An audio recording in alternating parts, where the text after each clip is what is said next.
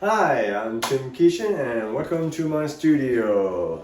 This is Housatonic, and in this painting here you'll notice a body of water, and that is the beginning of the Housatonic River.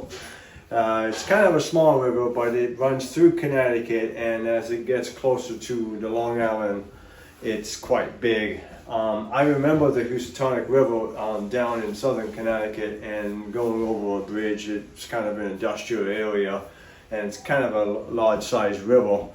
But I always forget that the river goes all the way up to the northwest corner of the state, and this is where this is. This is actually in Massachusetts.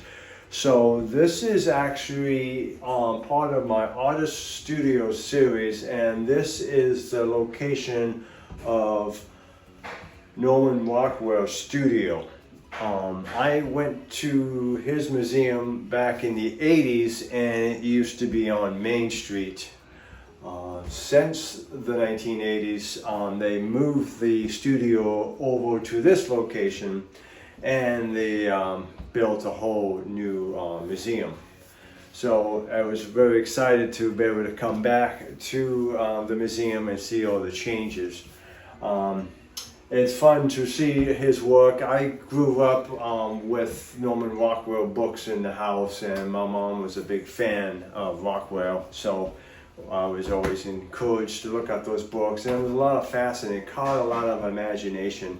But I've always liked the sense of what he did in his paintings as an illustrator, but really he was a painter.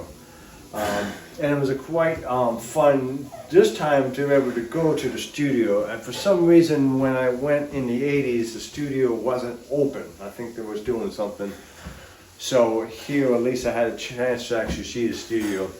So this location was a plot of land I guess he owned, and so that's why they decided to move the museum to this location. And the exhibit was very interesting because you started learning a little bit more about Norman Rockwell. He actually traveled quite a bit, and a lot of those props that he had throughout his paintings were all things that he collected on his vast trips around the world. So I thought that was kind of interesting.